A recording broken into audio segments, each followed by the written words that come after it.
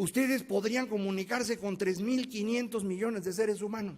¿Y con cuántos se comunican? Con los menos posibles. Es decir, lo que estamos haciendo es nada más comunicarnos con quienes piensan y hacen lo mismo que nosotros. Para eso ponemos nuestra página de Facebook y nuestra dirección de Twitter o Instagram o lo que sea. Y ahí nada más llegan nuestros amigos a opinar. Y si alguno de ellos dice una cosa que no nos gusta, vámonos, güey, lo desapareces. Deja de existir en un instante, ¿me explico? Y entonces, ¿qué es lo que ocurre? Una paradoja increíble. El momento en el que los seres humanos se podrían comunicar con más personas en toda la historia de la humanidad es el momento en el que los seres humanos deciden construir islas de personas que solo piensan y hacen lo mismo que todos ellos. Es decir, nos vamos agrupando en islas cada uno de nosotros y vamos generando aislamiento. Y al aislarnos, lo que estamos haciendo es romper la comunidad. Y sin comunidad el asunto es totalmente distinto. En los años 60, por ejemplo, luchábamos en el mundo por los derechos civiles. Esta es la gran lucha de Martin Luther King. En los años 80 luchamos por los derechos humanos, acuérdense, fue la transición a la democracia de América Latina, incluyendo México. Hoy, ¿por qué luchamos? Pues hoy luchamos, como dicen los jóvenes, por you only live once. Es decir, no me importan los demás, mi vida es lo único importante. Es decir, el sistema de comunicación que nos permite comunicarnos con más personas en toda la historia nos está convirtiendo en los más egoístas. Y este es un fenómeno extraordinario, porque lo que eso significa es que la política no puede responder. No hay respuestas porque izquierda y derecha ya no tienen sentido. Izquierda y derecha servían para resolver los problemas de la época de la televisión. Izquierda y derecha ahorita no sirven. Entonces la gente no tiene respuestas. Y cuando la gente no tiene respuestas le da miedo. Y cuando la gente tiene miedo a la incertidumbre, lo que hace es regresar a sus creencias, a lo que realmente cree, a lo que está en lo profundo de su corazón. Y en lo más profundo de nuestro corazón no somos buenas personas los seres humanos. Le tenemos mucho miedo a los otros. Y entonces esto es lo que explica el por qué crece el racismo y por qué crece el pleito contra la migración, porque les tenemos miedo a los demás. Y hay demagogos que aprovechan eso para con ello tratar de alcanzar el poder. Ese es el caso de Donald Trump, pero es el caso de muchos otros en el mundo. Es un fenómeno natural. La gente está teniendo miedo. No es un problema económico, es un problema que tiene que ver con esta angustia que le da a las personas no entender lo que está pasando en el planeta. Esto va a significar un cambio en producción también, ¿no? Ya todos conocen los robots, la tercera dimensión, el Internet de las cosas, pero el asunto es más interesante todavía. Se va a acabar el empleo, no va a haber más empleos. Los empleos que hay en el mundo hoy son todos los que va a haber y se van a hacer cada vez menos. ¿Por qué? Pues porque no necesitamos que trabajen 8 horas diarias las personas, ¿no? Ya nadie trabaja 8 horas diarias, ¿no? Todo el mundo dice que sí, que trabaja más, no es cierto.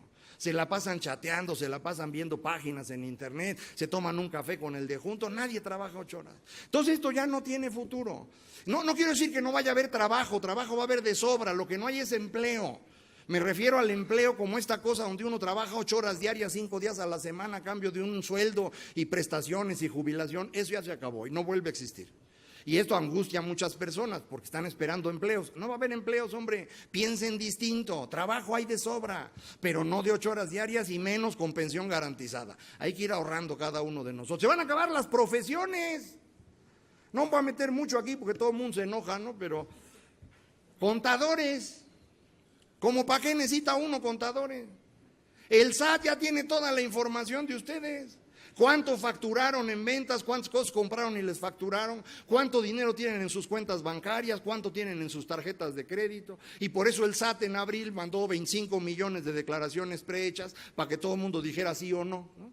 Y si decían sí y tenían saldo a favor, en 5 días les depositaban. Y decían sí y tenían saldo en contra, ese mismo día les quitaban la lana y asunto resuelto. Digo, sí necesitas contadores para cosas en serio, ¿no? Planeación, contabilidad de costos, pero necesitas 3. No 30,000. Entonces esto va a ir cambiando. Los médicos, no hay médico que pueda tener en la cabeza la literatura especializada de su área, de su especialidad, no hay. Las computadoras sí lo pueden hacer. Entonces esto va a ir cambiando notoriamente y los seres humanos nos vamos a tener que dedicar a cosas distintas de las que hacíamos. Especializarnos sobre todo en servicios, que es donde tenemos futuro. Por ejemplo, en educación, aunque cada vez menos, cada vez hay menos gente disponible para educar, ya no nacen personas. El único continente donde crece la población hoy en el mundo es África. Todos los demás continentes reducen su población, algunos están estables, otros la reducen. ¿Por qué nacen en África? Yo no entiendo, si no hay nada que hacer ahí, pero ahí es donde nacen, ¿no? Salud, ahí sí vamos a tener muchísimo mercado porque la raza ya no se muere, ¿no? Y hay que andarla pastoreando y se van a necesitar un montón de enfermeros, enfermeras, terapeutas, todo tipo de cosas de esas. Entretenimiento y comunicación. ¿Por qué? Porque si la gente ya no trabaja 8 horas, tiene un montón de tiempo libre. ¿Y qué puede hacer un ser humano en su tiempo libre? Nada más 2 cosas, entretenerse y comunicarse. Todos los que le venden al entretenimiento y la comunicación están vendiendo lo que quieran. Eso es la razón por la cual Twitter y Facebook valen lo que valen. Eso es lo que explica por qué los deportistas profesionales ganan millones de dólares. Hace 40 años un deportista profesional ganaba lo mismo en cualquier otra profesión. Un mecánico, un ingeniero, un maestro ganaba lo mismo que un futbolista. Hoy un futbolista gana en millones de dólares. ¿Por qué? Porque ustedes no tienen nada que hacer. Y entonces prenden la tele para ver el fútbol y el béisbol y el americano y los señores ganan una fortuna. Es más, miren, si ustedes se dedican a hacer telenovelas, se pueden construir la casa que quieran. ¿Se dan cuenta? Es cambio tecnológico. El cambio en producción implica un cambio en energía. Se acaba el petróleo. No quiero decir que se acaba el petróleo, se acaba la era del petróleo. Es como las piedras, ¿no? La edad de piedra no se acabó porque no hubiera piedras, ahí sigue habiendo piedras. Lo que pasa es que ya no tenían utilidad.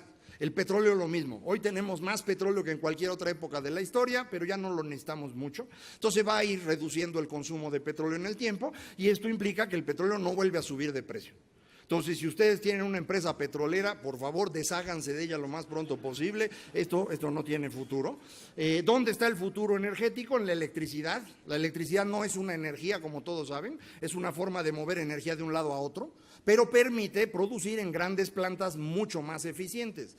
No solo eficientes en términos de producción, sino eficientes en términos de limpieza. Es decir, pueden usar tecnologías mucho más limpias. No estoy hablando de ventiladores o paneles solares que todavía no son negocio, pero sí de gas natural, ¿no? El gas natural hoy permite producir contaminando mucho menos, con eso podemos resolver la gran angustia que tienen todos sobre el cambio climático y demás, sin necesidad de estar sufriendo demasiado. Esto es parte del proceso en el que vamos a estar. Todos estos cambios ocurrieron empezando en los Países Bajos a mediados del siglo XVI. En el siglo XVII se mueven a Reino Unido, en el siglo XVIII hacia los Estados Unidos, durante el siglo XIX Canadá, Australia, Nueva Zelanda, el resto de Europa Occidental, y para mediados del siglo XX incluso Japón, Corea y Europa mediterránea se convierten en países modernos. Y hoy estamos así.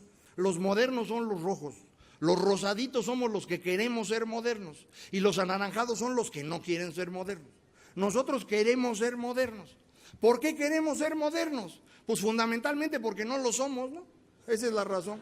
¿Y por qué no somos modernos? Porque no estuvimos en la modernización. En el proceso de modernización que inició a mediados del siglo XVI, nosotros no participamos. Nuestro rey entonces, Carlos V, era el gran enemigo de la Reforma Protestante y nos mantuvo alejados del inicio del capitalismo. Su hijo, Felipe II, fue el gran enemigo de la Casa de Orange, la casa gobernante de Países Bajos, que es el origen de toda la modernidad del mundo. Y 200 años después, cuando Napoleón disemina las ideas de la modernidad por toda Europa, incluyendo España, nos independizamos. ¿Para qué nos independizamos? Para que no nos llegaran esas ideas extrañas. O sea, el cuento de Hidalgo y Morelos y Bolívar son cuentos, ¿eh? La razón de la independencia de América Latina es evitar que la modernidad que se estaba propagando por toda Europa fuera a llegar aquí con nosotros. ¿Por qué? Pues porque eso implicaba la pérdida de privilegios. Entonces preferimos que no pasara eso. Y América Latina siguió siendo un lugar de privilegios los siguientes 200 años. Y por eso hoy América Latina es el continente más desigual del mundo. Es el continente más violento del mundo y es el continente más corrupto del mundo. Porque no quisimos modernizarnos. Y entonces, mientras aquellos países dedicaron 500 años a transformarse, nosotros empezamos a intentarlo hace 25. Y luego ustedes quieren que funcione. Pues no. O sea, si cuesta 500 años, a lo mejor se los dejan en 100, en 50, pero en 25 no sale, no hay manera, ¿me explico? Vean cómo era México. ¿Por qué no hemos logrado salir de ahí? Pues porque nosotros no podemos entender la incertidumbre aún. Los países latinoamericanos, los mexicanos, no sabemos qué hacer con la incertidumbre. Los economistas dicen que somos adversos al riesgo, ¿no? Pero la palabra correcta es miedosos. Nos da miedo todo. ¿Por qué? Pues porque no aprendimos a enfrentar la incertidumbre nunca. En el siglo XX en México no había incertidumbre alguna, no había ni que pensar. El gobierno decidía qué información recibían, decidía quién seguía gobernando, decidía quién podía hacer negocios y en qué áreas. No pensábamos.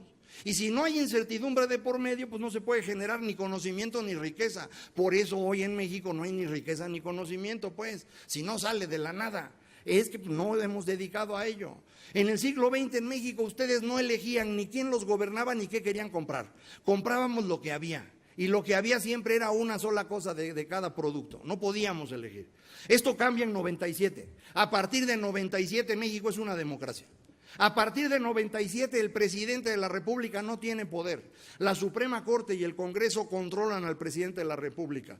Cualquiera puede insultar hoy a Peña Nieto y no pasa nada. Si ustedes no lo han hecho, háganlo. Se van a sentir mejor ustedes. Y él ya no siente nada. Ay.